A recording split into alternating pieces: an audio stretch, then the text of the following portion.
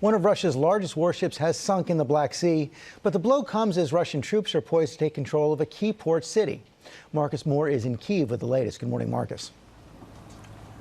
Well, George, good morning. The air raid sirens have been sounding here in Kyiv this morning, and there were new airstrikes overnight, reportedly hitting targets outside the city as fighting intensifies in the east.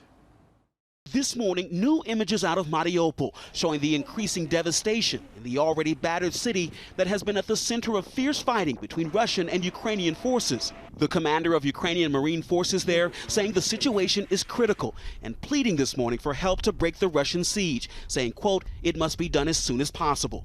And the Russians suffering a major blow to their military and its morale, confirming the country's largest ship, the Moskva, sunk in the Black Sea. Ukraine's military claims 2 of its anti-missiles hit the cruiser, but Russia says the damage came after a fire on board near its ammunition stores. President Zelensky applauding those defending Ukraine, saying, quote, those who have shown that Russian ships can go to the bottom only. In the wake of the explosion, a U.S. defense official now says Russia has moved several of its ships operating in the region farther away from the coast. And as the $800 million in new U.S. military aid goes to Ukraine, the Washington Post reporting the Russians warning the U.S. in a formal diplomatic note of, quote, unpredictable consequences, saying the U.S. and NATO were adding fuel to the conflict with the weapons shipments. With the Russian military facing setbacks all over the country, the U.S. CIA director warning that Putin could escalate Russian attacks in Ukraine. None of us can take lightly the threat posed by a potential resort to tactical nuclear weapons. But he adds they've not seen practical evidence that such a move could happen in the near future.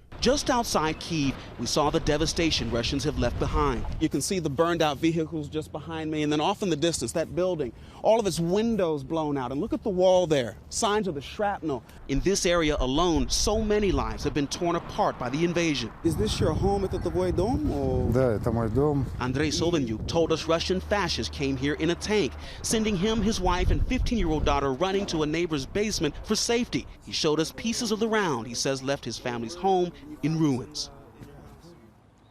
Officials here in Kyiv this morning are saying that the risk for an increased number of airstrikes is very high, particularly here in Kyiv, where Russians have threatened to hit key command and communication centers in the city. Michael. All right, Marcus, be safe. Thank you. Hi, everyone. George Stephanopoulos here. Thanks for checking out the ABC News YouTube channel. If you'd like to get more videos, show highlights, and watch live event coverage, click on the right over here to subscribe to our channel. And don't forget to download the ABC News app for breaking news alerts. Thanks for watching.